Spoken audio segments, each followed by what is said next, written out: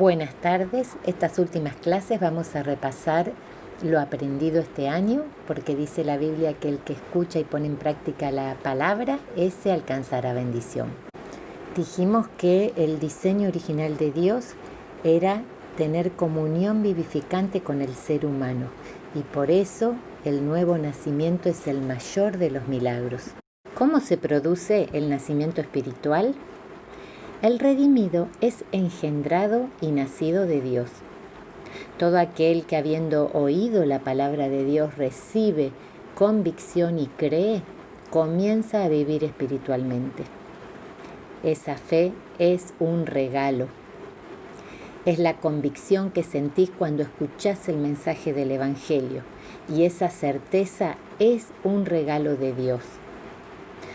Luego vos podés recibir y actuar en base a esa convicción, o podés resistirla y no darle lugar. Si la recibís, esa convicción es como una semilla, crecerá y vivificará todo tu ser. Es actuar según la convicción que recibiste, y es un proceso interactivo. Dios te da la convicción. Vos desechás lo malo y hacés lo bueno. Dios te participa de su naturaleza y vos abandonás esos malos deseos y añadís dominio propio para hacer lo bueno. El desarrollo espiritual no es un proceso pasivo de tu parte. Los que escuchan el mensaje, algunos no lo entienden y se olvidan. Otros oyen pero actúan a medias. Incluso otros oyen, pero su voluntad está dividida y la semilla no crece. Pero los redimidos, habiendo recibido la fe, ponen en práctica la convicción recibida. Se rinden a esa fe y a su tiempo viven como Jesús. La fe obtiene fuerza para obedecer del amor de Dios. Ese es el diseño original. Un crecimiento progresivo. Hierba, espiga y fruto. No te compares con otros, cada uno cursa una etapa diferente. Mantén el diálogo con el Espíritu Santo y su amor te va a impulsar a obedecer. Y sin que te des cuenta cómo vas a ir creciendo y ser transformado desde dentro hacia afuera, desde la fe a las obras, de gloria en gloria. Una vez recibida la fe, el redimido comienza un proceso de transformación. Su dimensión espiritual irá creciendo y tomando preeminencia para dirigir todo su ser. Jesús dijo en Mateo 13:19 que la palabra que engendra vida espiritual es similar a una semilla. Para desarrollar necesita ciertas condiciones. Una de ellas es entender. Entender la palabra leída facilita el creer. El redimido tiene que comprender que el desarrollo espiritual es un proceso interactivo de gracia y obediencia. Es un proceso porque lleva tiempo. Es interactivo porque el redimido colabora con el Espíritu Santo. Es gracia porque es el mismo Dios quien produce por el Espíritu Santo el querer hacer lo bueno y también otorga fuerza para lograrlo. Es obediencia porque el redimido tiene que poner su cuerpo para leer la Biblia, para meditar y entender y rendir su voluntad. Este es el modelo de Dios para el ser humano, una común unión vivificante.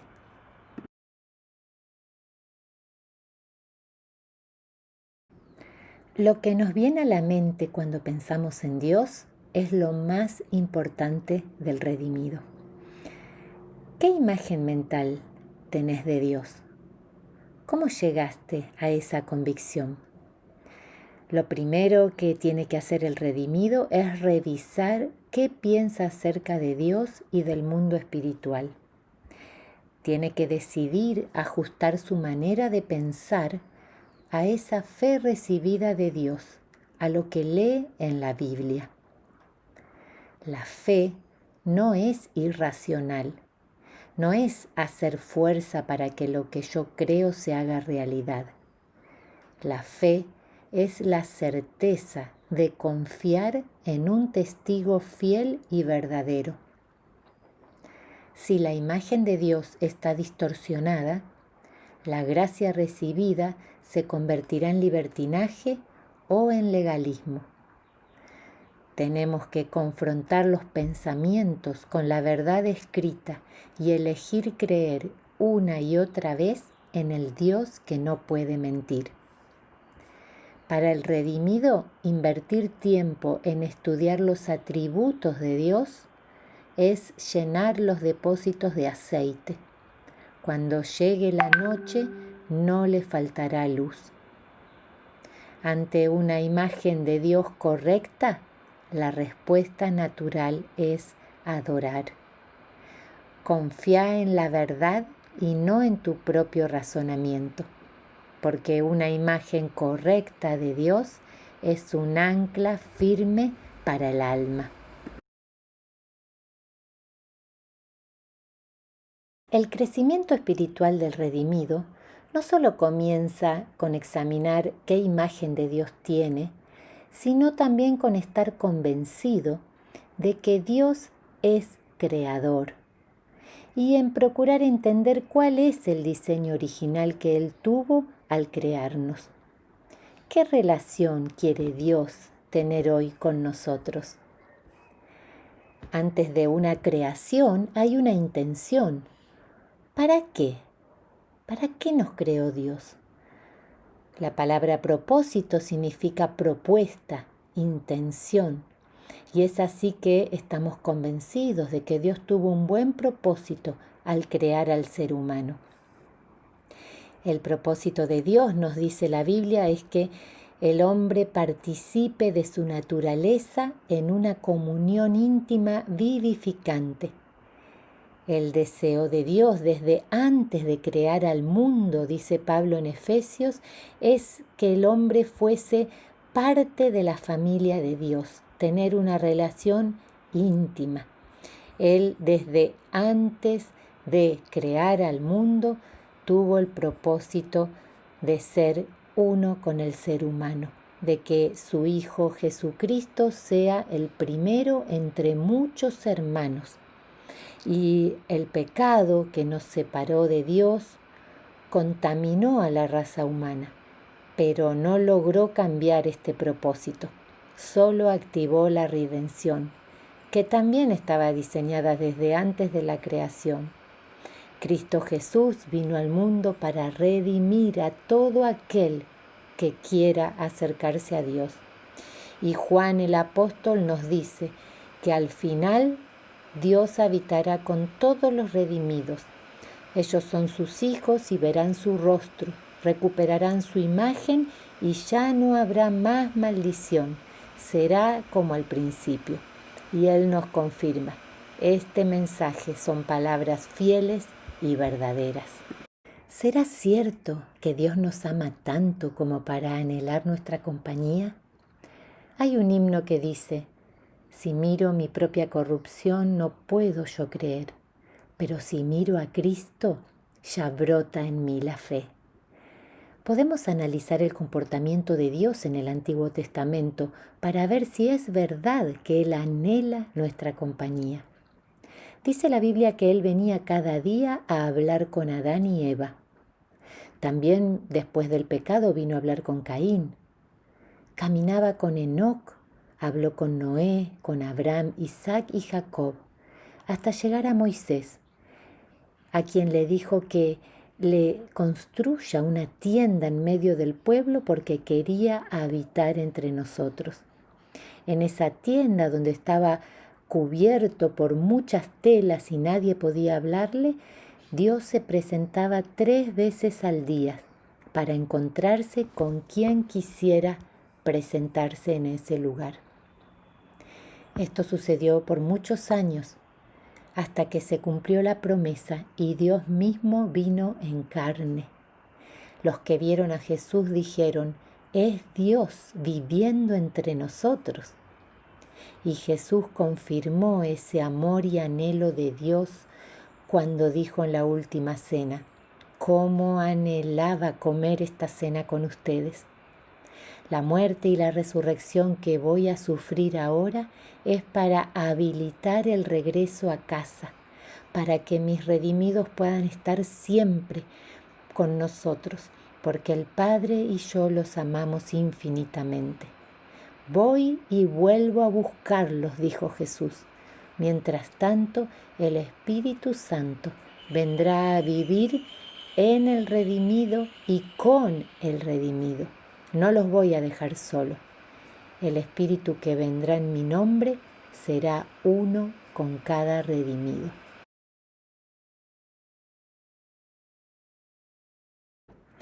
¿Te preguntaste alguna vez cómo hubiera sido el mundo sin el pecado? ¿Cómo hubiera sido el ser humano? Y generalmente al pensar en esto tenemos en mente a Adán. Pero te propongo una analogía. Imagínate un concierto. En un teatro suena una música espléndida, terrible, preciosa, que llena todo el lugar. Y la luz que está sobre el pianista sugiere que él es el centro. Sin embargo, al final se ilumina el escenario y te das cuenta que el pianista es uno más, que detrás de él hay una orquesta impresionante. El apóstol Pablo fue llevado al cielo y entonces escribe: «Ahora comprendo el diseño completo. Israel no es el centro, ni siquiera el hombre lo es. Jesús es el centro de todo». No es Adán. El modelo original para el redimido es Jesús. Él nos dijo en Juan 17 que se había despojado de su gloria antes de que el mundo fuese creado. Jesús es la imagen del Dios invisible. En Él fueron creadas todas las cosas y Él las sustenta con su poder. Y fuimos creados a imagen de Jesús. Y Él es el primero entre muchos hermanos. Este misterio que estaba oculto ahora fue revelado, escribió el apóstol Pablo, que Cristo Jesús es el prototipo de muchos hijos de Dios que van a ser llevados a la gloria. También dice que de Jesús toma nombre toda familia, lo que significa que Él nos da la identidad del modelo original. Por eso el redimido, en este proceso de desarrollo espiritual, tiene que identificarse con Cristo Jesús. ¿Y cómo nos identificamos? ¿Qué es lo que tenemos que incorporar en nuestra manera de pensar? 4 puntos. Que tenemos un propósito. Jesús dijo: «Sé de dónde vengo y a dónde voy». Y el redimido también sabe que vino de Dios y que a Dios va. El punto 2. El Padre ama al Hijo, dijo Jesús, y de la misma manera el redimido sabe que Dios lo ama de la misma manera que amó a Jesús. El punto 3. Jesús dijo: «Yo tengo un propósito que es expresar la imagen de Dios». Y lo mismo es el propósito del redimido, expresar la imagen de Dios ante el mundo. Y por último, Jesús dijo: «Todo lo que hace el Padre también lo hago yo». Yo tengo que extender el gobierno de Dios y ese también es el propósito del redimido. Fuimos creados en Cristo Jesús para buenas obras, para alumbrar, para que el mundo crea que hay un Dios creador y que Él es el centro de todo.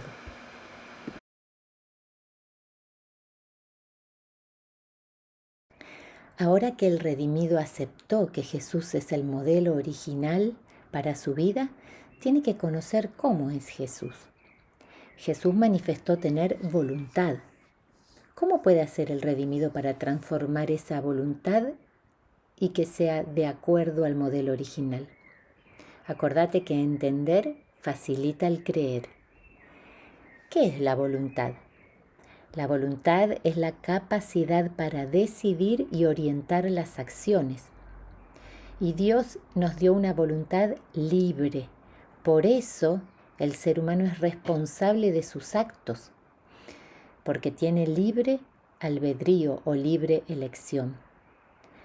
Una característica de la voluntad es que siempre se orienta hacia lo que considera bueno. De ahí la importancia de no ser engañado acerca del bien y del mal. Engañados fueron Adán y Eva. Por eso el redimido está convencido y persiste en creer que es Dios quien determina lo bueno y lo malo. Y sabe que de esta decisión depende la vida espiritual. ¿Quién decide lo que está bien o lo que está mal para tu vida? El redimido ha tomado una decisión. Dios será quien determine el bien y la verdad, y Él seguirá ese bien y esa verdad. Que Dios sea el referente del bien y de la verdad no limita la libertad humana. Al contrario, el redimido es verdaderamente libre porque incorporó como criterio de acción la verdad que está en Jesús.